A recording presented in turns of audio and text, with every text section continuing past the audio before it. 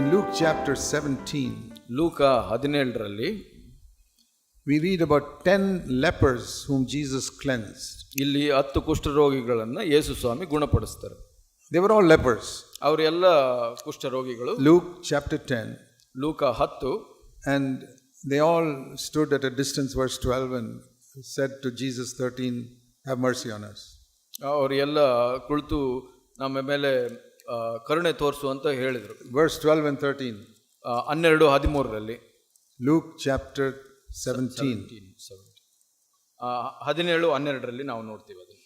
And then he said, go show yourself to the priest, and they were cleansed. Verse 14. 14ನೇ ವಚನ, ನೀವು ಹೋಗಿ ಯಾಜಕರಿಂದ ಮೈ ತೋರಿಸಿಕೊಳ್ಳಿರಿ, ಸರಿಯಾಗುತ್ತೆ. And one of them turned back ಆದ್ರೆ ಒಬ್ಬನು ಹಿಂದೆ ತಿರುಗಿದ and came to Jesus and fell on his feet and said, thank you so much for healing me. ಆತನ ಯೇಸು ಸ್ವಾಮಿಯ ಕಾಲಿನಲ್ಲಿ ಬಿದ್ದು, ಪಾದಗಳ ಮೇಲೆ ಬಿದ್ದು, ನನ್ನ ಗುಣಪಡಿಸಿದ್ದಕ್ಕೆ ನಿನಗೆ ಸ್ತೋತ್ರ ಅಂತ ಹೇಳಿದನು. And Jesus said, ಅದಕ್ಕೆ ಯೇಸು ಸ್ವಾಮಿ ಹೇಳಿದ, verse 17, 17ನೇ ವಚನ, weren't there 10 cleansed? Where are the other 9? 10 ಮಂದಿ ಶುದ್ಧರಾದರಲ್ಲವೇ, ಮಿಕ್ಕ 9 ಮಂದಿ ಎಲ್ಲಿ? God has a right to expect people to come and give thanks to him for what he has done for them. ದೇವರು ತಾನು ಮಾಡಿದ ಉಪಕಾರಕ್ಕಾಗಿ ಉಪಕಾರ ಸ್ತುತಿ ಹೇಳಬೇಕು ಅನ್ನೋದನ್ನ ಬಯಸೋದ್ರಲ್ಲಿ ದೇವರಿಗೆ ಅಧಿಕಾರ. That's why we thank him on Sunday morning at least. ಅದಕ್ಕಾಗಿ ಭಾನುವಾರ ಬೆಳಗ್ಗೆ ಅವರಿಗೆ ಕೃತಜ್ಞತೆ ಹೇಳ್ತೀವಿ. When we sing songs, we are thanking God. ನಾವು ಹಾಡುಗಳನ್ನು ಹಾಡುವಾಗ ದೇವರಿಗೆ ಅವರಿಗೆ ಉಪಕಾರವನ್ನು ಹೇಳ್ತಾ ಇದ್ದೀವಿ. Don't you teach your children, if somebody gives them a chocolate or a gift, to say thank you to auntie? ನಾವು ಮಕ್ಕಳಿಗೆ ಕಲಿಸೋದಿಲ್ಲ, ಯಾರಾದರೂ ಚಾಕ್ಲೇಟ್ ಕೊಟ್ರೆ ಥ್ಯಾಂಕ್ ಯು ಹೇಳು ಅಂತ ಅಂದ್ಬಿಟ್ಟು. We teach our children to be thankful. It's a good habit. ಮಕ್ಕಳಿಗೆ ಅದನ್ನು ಕಲಿಸ್ಕೊಡ್ತೀವಿ, thank you ಹೇಳು ಅಂತ. ಯಾಕೆಂದ್ರೆ we must also learn to thank God. ನಾವು ಕೂಡ ಹಾಗೆ ದೇವರಿಗೆ ಒಂದು ಕೃತಜ್ಞತೆ ಹೇಳೋದನ್ನ ಕಲಿಬೇಕು. Jesus has a right to ask that. ಆದ್ರೆ ಅದೇ ಯೇಸು ಸ್ವಾಮಿಗೆ ಆ ಒಂದು ಅಧಿಕಾರ ಇದೆ ಕೇಳಲಿಕ್ಕೆ. I healed these 9 people. Why haven't they come to say thank you to me? ಇಲ್ಲಿ 9 ಜನರನ್ನ ಗುಣಪಡಿಸಿದ್ನಲ್ಲ, ಅವ್ರು ಯಾಕೆ ಬಂದಿಲ್ಲ ನನಗೆ ಉಪಕಾರ ಹೇಳಿ? Because when we give thanks, it says here in verse 18, it is giving glory to God. ಇಲ್ಲಿ 18ನೇ ವಚನದಲ್ಲಿ ಹೇಳುತ್ತೆ, ನಾವು ಆ ಒಂದು ಕೃತಜ್ಞತೆ ಹೇಳಿದಾಗ ದೇವರಿಗೆ ಸ್ತುತಿಸುತ್ತೇವೆ ಅಂತ. Why they don't want to give glory to God? ಯಾಕೆ ದೇವರಿಗೆ ಆ ಮಹಿಮೆ ಸ್ತುತಿಯನ್ನು ಕೊಡ್ಲಿಕ್ಕೆ ಇಷ್ಟ ಇಲ್ಲ? Now the question I'm asking is, ನಾನು ಏನು ಪ್ರಶ್ನೆ ಕೇಳ್ತಾ ಇದ್ದೀನಿ ಅಂದ್ರೆ, can I as a human being also expect people to come and say thank you to me? ನಾನು ಒಬ್ಬ ಮನುಷ್ಯನಾಗಿ ಇನ್ನೊಬ್ಬರು ಬಂದು ನನಗೆ ಕೃತಜ್ಞತೆ ಹೇಳಬೇಕು ಅಂತ ಬಯಸಿದ್ರೆ, we may say yes. ನಾವು ಹೇಳ್ಬೋದು ಹೌದು ಸರಿ ಅಂತ. No, we are wrong. ಅದು ತಪ್ಪು. ಅದು as a human being, I must not expect other people to come and say thank you to me. ಮನುಷ್ಯನಾಗಿ ನಾನು ಇನ್ನೊಬ್ರು ನನಗೆ ಕೃತಜ್ಞತೆ ಹೇಳಬೇಕು ಅಂತ ಬಯಸಬಾರದು. If they say thank you, good. ನೀವು ಅವ್ರು ಹೇಳಿದ್ರೆ ಓಕೆ, ಅದು ಸರಿ. If they don't say thank you, that's also good. ಅವ್ರು ಕೃತಜ್ಞತೆ ಹೇಳಿಲ್ಲ ಅಂದ್ರೂ ಅದನ್ನು ಸರಿ. But I must not expect it. ಆದರೆ ಇನ್ನೊಬ್ಬರಿಂದ ನಾನು ಬಯಸಬಾರದು. In other words, if I do something for somebody, I must not wait for him to say thank you. ಈ ಯಾರಿಗಾದ್ರೂ ಒಂದು ಒಳ್ಳೆ ಕಾರ್ಯವನ್ನು ಮಾಡಿದ್ರೆ ನಾನು ಕಾಯ್ತಾ ಇರಬಾರ್ದು ಅವನು ಬಂದು ನನಗೆ ಕೃತಜ್ಞತೆ ಹೇಳಬೇಕು ಅಂತ. We must teach our children to say thank you. ನಾವು ಮಕ್ಕಳಿಗೆ ನೀವು ಇನ್ನೊಬ್ಬರಿಗೆ ಕೃತಜ್ಞತೆ ಹೇಳಬೇಕು ಅಂತ ಬಯಸಬೇಕು. We must not expect other people to say thank you to us. ಆದರೆ ನಮಗೆ ಇತರರು ಬಂದು ಕೃತಜ್ಞತೆ ಹೇಳಬೇಕು ಅಂತ ಬಯಸಬಾರದು. We must not expect other people to ask forgiveness from us also. ಹಾಗೆ ಇನ್ನೊಬ್ಬರು ಬಂದು ನಮ್ಮನ್ನು ಕ್ಷಮೆ ಕೇಳಬೇಕು ಅಂತ ಕೂಡ ಬಯಸಬಾರದು. But we must forgive others. ಆದರೆ ನಾವು ಇನ್ನೊಬ್ಬರನ್ನ ಕ್ಷಮಿಸಬೇಕು. And we must ask forgiveness. ನಾವು ಕ್ಷಮೆ ಕೇಳಬೇಕು. I'll tell you something happened to one of my children when they were 5 years old. ನಮ್ಮ ಮಕ್ಕಳು 5 ವರ್ಷದ ಇರುವಾಗ ಒಂದು ವಿಷಯ ನಡೆದದನ್ನ ನಾನು ಹೇಳ್ತೇನೆ. He was playing with another 5-year-old outside the house. ಮನೆ ಹೊರಗಡೆ ಇನ್ನೊಬ್ಬ 5 ವರ್ಷದ ಹುಡುಗನ ಜೊತೆ ಆಡ್ತಾ ಇದ್ದರು. And they both, the 5-year-olds, were fighting with each other. ಅವರು 5 ವರ್ಷದ ಇಬ್ಬರು ಜಗಳ ಮಾಡ್ತಾ ಇದ್ರು. So I asked my son, why you went and hit him? ಯಾಕೆ ಅವನಿಗೆ ಹೊಡೆದೆ ಅಂತ ನನ್ನ ಮಗನಿಗೆ. He said, he hit me first, daddy. ಅವನು ನನಗೆ ಮೊದಲು ಹೊಡೆದ daddy. We mustn't do that. As Christians, we don't fight like that. ಹಾಗೆ ಕ್ರೈಸ್ತರಾಗಿ ನಾವು ಹಾಗೆ ಜಗಳ ಮಾಡಬಾರದು. I said, now we have to go to his house and ask forgiveness for hitting him. ನಾವು ಇವಾಗ ಹೋಗಿ ಆತನನ್ನ ನೀನು ಹೊಡೆದಿದ್ದಕ್ಕೆ ಕ್ಷಮೆ ಕೇಳಬೇಕು. I took my son to the neighbor's house. ನಾನು ನನ್ನ ಮಗನನ್ನ ನೆರೆಯವರ ಮನೆಗೆ ಕರ್ಕೊಂಡು knocked at the door.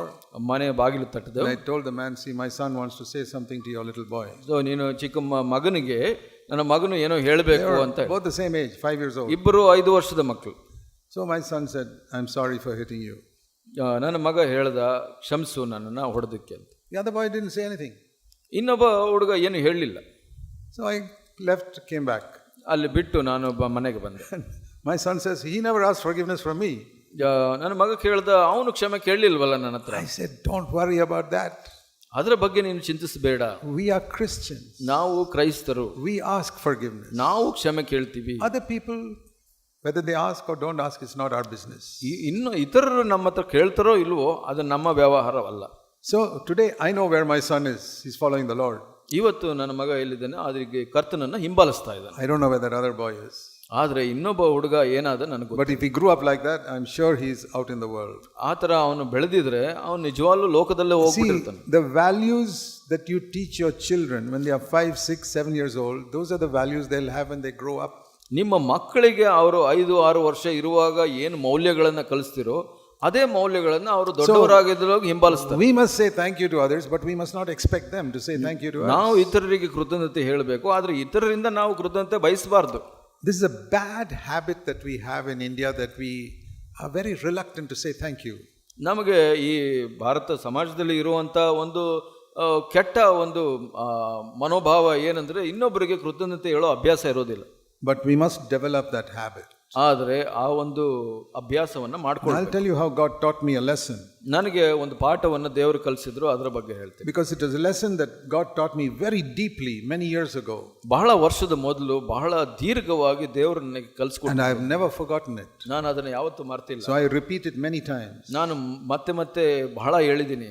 In the early days when we used to have CFC meeting, it was in my house. CFC ಕೂಟ ನಮ್ಮ ಮನೆಯಲ್ಲಿ ನಡೀತಾ ಇತ್ತು ಪ್ರಾರಂಭದ ದಿವಸಗಳಲ್ಲಿ. So many young brothers used to come to our house. ಬಹಳಷ್ಟು ಯೌವನ ಸಹೋದರರು ನಮ್ಮ ಮನೆಗೆ ಬರ್ತಾರೆ. And I remember one particular brother whose parents were unbelievers. ಒಬ್ಬ ಸಹೋದರನ ಬಗ್ಗೆ ನನಗೆ ನೆನಪಿದೆ, ಅವರ ತಂದೆ ತಾಯಿಗಳು ಅವಿಶ್ವಾಸಿಗಳು. We did so much for him. He used to stay in our house and eat with us and everything. ನಮ್ಮ ಮನೆಯಲ್ಲಿ ಅವನು ವಾಸ ಮಾಡ್ತಾ ಇದ್ದ, ನಮ್ಮ ಊಟ ಮಾಡ್ತಾ ಇದ್ದ. And then he grew up and got a good job and went away.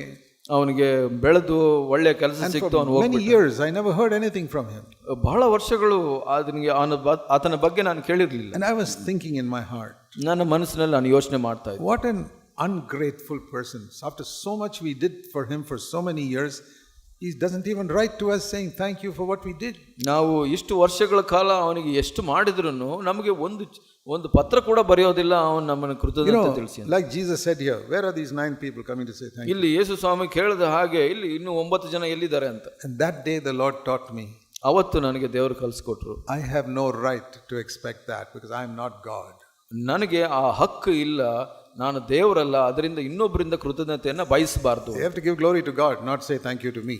ಅವರು ದೇವರಿಗೆ ಮಹಿಮೆ ಕೊಡ್ಲಿ, ನನಗಲ್ಲ ಕೃತಜ್ಞತೆ. And the Lord said to me, ನನಗೆ ಕರ್ತನು ಹೀಗೆ ಹೇಳಿದನು, it was your mistake.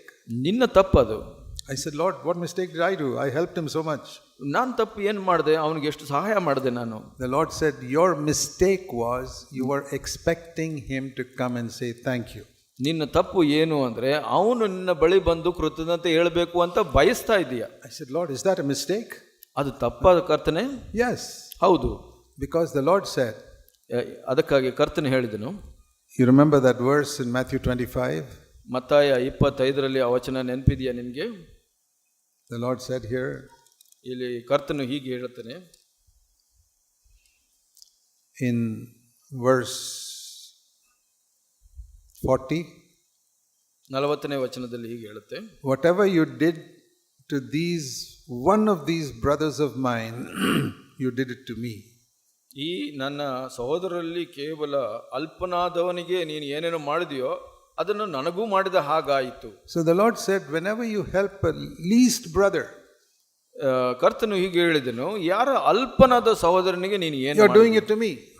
ಅದು ನೀನು ನನಗೆ ಮಾಡಿದ ಹಾಗಾಯಿತು. So when you helped this young brother in your house for so many years, ಬಹಳ ವರ್ಷಗಳ ಕಾಲ ಈ ಯೌವನಸ್ಥ ಸಹೋದರನಿಗೆ ನಿನ್ನ ಮನೆಯಲ್ಲಿ ಮಾಡಿದ ಕಾರ್ಯ, you were doing it to me. ಅದು ನನಗಾಗಿ ಮಾಡ್ತಾ ಇದ್ದೆ ನೀನು. I will thank you for it. ನಾನು ನಿನಗೆ ಕೃತಜ್ಞತೆ ಹೇಳ್ತೀನಿ. You don't expect thanks from him. ಆದರೆ ಆತನಿಂದ ನೀನು ಕೃತಜ್ಞತೆ ಬಯಸಬೇಡ. My eyes were opened that day. ಅವತ್ತು ನನ್ನ ಕಣ್ಣುಗಳು ತೆರೆಯಲ್ಪಟ್ಟವು. That when I do some good to a fellow believer, ಯಾವುದೇ ಒಬ್ಬ ಸಹ ವಿಶ್ವಾಸಿಗೆ ಈ ತರ ಒಳ್ಳೇದು ಮಾಡಿದ್ರೆ, I'm not doing it to him. ಆತನಿಗಾಗಿ ನಾನು ಮಾಡ್ತಾ ಇದ್ದೀನಿ. I'm doing it to the Lord. ಕರ್ತನಿಗಾಗಿ ನಾನು ಮಾಡ್ತಾ ಇದ್ದೀನಿ. And so I should not expect thanks from him. I must expect thanks from God. ಆ ಸಮಯದಲ್ಲಿ ನಾನು ದೇವರಿಂದ ಕೃತಜ್ಞತೆ ಬಯಸಬೇಕು ಹೊರತು ಆ ವ್ಯಕ್ತಿಯಿಂದ ಅಲ್ಲ. I don't expect any thanks from God. He's already done so much for me on the cross. Why should he come and say thank you to me? ಯಾಕೆ ಕರ್ತನು ನನಗೆ ಬಂದು ಕೃತಜ್ಞತೆ ಹೇಳಬೇಕು? ಅವನು ಮೊದಲೇ ಶಿಲುಬೆಯಲ್ಲಿ So, ನನಗಾಗಿ ಬಹಳ ಹೆಚ್ಚು ಮಾಡಿದ. I discovered something that day. ಅವತ್ತು ಒಂದನ್ನ ಕಂಡುಕೊಂಡೆ. That my mistake was that in serving other people, I was expecting them to say thank you to me. ನಾನು ಇತರ ವಿಶ್ವಾಸಿಗಳಿಗೆ ಸೇವೆ ಮಾಡೋದ್ರಲ್ಲಿ ಅವರು ನನ್ನ ಕೃತಜ್ಞತೆ ಹೇಳಬೇಕು ಅಂತ ಬಯಸ್ತಾ ಇದ್ದೆ. I realized it was a sin.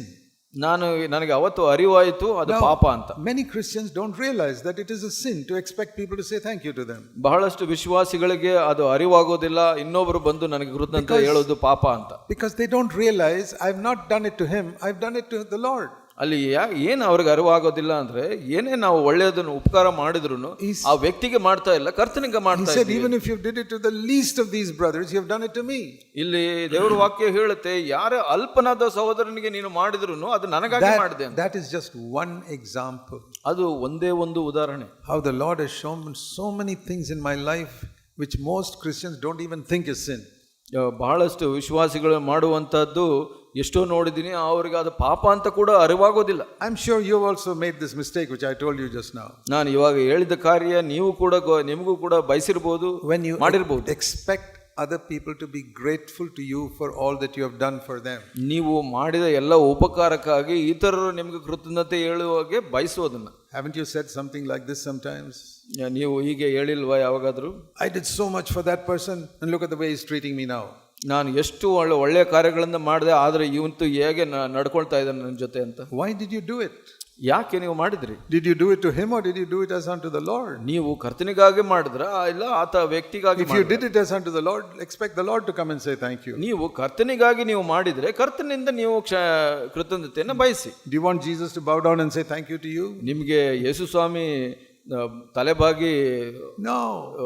ಕೃತಜ್ಞತೆ ಹೇಳಬೇಕಾ? I say, Lord, you've already done so much for me on the cross. I don't want anything from you. I have to say thank you to you for the rest of my life. ಇಲ್ಲ ಸ್ವಾಮಿ, ನೀನು ಶಿಲುಬೆಯಲ್ಲಿ ನನಗಾಗಿ ಬಹಳ ಮಾಡಿದೀಯ, ನೀ ನನ್ನ ಕೃತಜ್ಞತೆ ಹೇಳಬೇಕಾಗಿಲ್ಲ, ಆದರೆ ನಾನೇ ನಿನಗೆ ಕೃತಜ್ಞತೆ ಬಹಳ ಹೇಳೋದು. I realize that what I am doing for other people is actually an act of gratitude to the Lord for what he's done for me on the cross. ಅವತ್ತು ನನಗೆ ಅರಿವಾಯಿತು, ನಾನು ಇತರರಿಗೆ ನಾನು ಏನು ಉಪಕಾರ ಮಾಡ್ತಾ ಇದ್ದೀನೋ ಅದು ನಾನು ಕರ್ತನು ನನಗೆ ಮಾಡಿದ ಉಪಕಾರಕ್ಕೆ ಒಂದು ಕೃತಜ್ಞತೆ ಹೇಳ್ತಾ ಇರೋದು. I mean, all of us will agree that Jesus has done so much for us on the cross that even if we spend our lifetime saying thank you, it will be not enough. ನೀವು ಎಲ್ಲರೂ ನಾನು ಈ ಹೇಳೋದ್ರಲ್ಲಿ ಒಪ್ಕೊಳ್ತೀರಾ, ಕರ್ತನು ನಮಗೆ ಶಿಲುಬೆ ಮೇಲೆ ಏನು ಮಾಡಿದಾರೋ ನಮ್ಮ ಜೀವಿತಾವಧಿ ಕಾಲವೆಲ್ಲ ನಾವು ಮಾಡಿದ್ರ ಉಪಕಾರ ಅದು ಮುಗಿಯೋದಿಲ್ಲ. How shall I say thank you to the Lord? ಕರ್ತನಿಗೆ ನಾನು ಹೇಗೆ ಕೃತಜ್ಞತೆ ಹೇಳೋದು? There are many ways. ಬಹಳಷ್ಟು ಮಾರ್ಗಗಳಿದೆ. I can sing songs with others on Sunday morning. ಭಾನುವಾರ ಬೆಳಗ್ಗೆ ಇತರರ ಜೊತೆ ಹಾಡನ್ನ ಹಾಡಬಹುದು. I can say it myself to the Lord. ನಾನೇ ಕರ್ತನಿಗೆ ಹಾಡುಗಳನ್ನು ಹಾಡಬಹುದು. Here is one more way of saying thank you to the Lord. ಇನ್ನೊಂದು ತರ ನಾನು ಕರ್ತನಿಗೆ ಕೃತಜ್ಞತೆ. And that is by serving God's people. ದೇವರ ಜನರಿಗೆ ಸೇವೆ ಮಾಡುವ. See, when I come here and preach, ನಾನು ಇಲ್ಲಿ ಬಂದು ಬೋಧಿಸುವಾಗ I am serving you. ನಾನು ನಿಮಗೆ ಸೇವೆ ಮಾಡ್ತಾ ಇದ್ದೀನಿ. I'll tell you before God, I do not expect any of you to come and say thank you to me. ದೇವರ ಮುಂದೆ ನಾನು ಹೇಳ್ತೀನಿ, ನೀವು ಯಾರು ಬಂದು ನನಗೆ ಕೃತಜ್ಞತೆ ಹೇಳೋ ಒಂದು ಅವಶ್ಯಕತೆ ಇಲ್ಲ. I'm not actually serving you, I'm serving the Lord here. ನಾನು ನಿಮ್ಮ ಸೇವೆ ಮಾಡ್ತಾ ಇಲ್ಲ, ನಾನು ಕರ್ತನ ಸೇವೆ ಮಾಡ್ತಾ ಇದ್ದೀನಿ. I'm saying thank you to the Lord for dying for me on the cross. ಶಿಲುಬೆ ಮೇಲೆ ನನಗಾಗಿ ಸತ್ತದಕ್ಕಾಗಿ ಕರ್ತನಿಗೆ ನಾನು ಕೃತಜ್ಞತೆಯನ್ನು ಹೇಳ್ತಾ ಇದ್ದೀನಿ ಅಷ್ಟೇ. How am I saying thank you to the Lord? How am I saying thank you to the Lord? ನಾನು ಹೇಗೆ ಕರ್ತನಿಗೆ ಕೃತಜ್ಞತೆಯನ್ನು ಹೇಳ್ತಾ ಇದ್ದೀನಿ? By serving his people. ಆತನ ಜನರಿಗೆ ಸೇವೆ ಮಾಡೋದ್ರ ಮುಖಾಂತರ. Even if it is inconvenient and difficult for me, I'll serve because I want to say thank you to Jesus. ನನಗೆ ಆ ವಿಷಯಗಳಲ್ಲಿ ಎಷ್ಟೋ ಕಷ್ಟಗಳಿದ್ರು, ಅನಾನುಕೂಲಗಳಿದ್ರು, ನಾನು ದೇವರಿಗೆ ಕೃತಜ್ಞತೆ ಹೇಳಲಿಕ್ಕೆ ಬಯಸ್ತೀನಿ.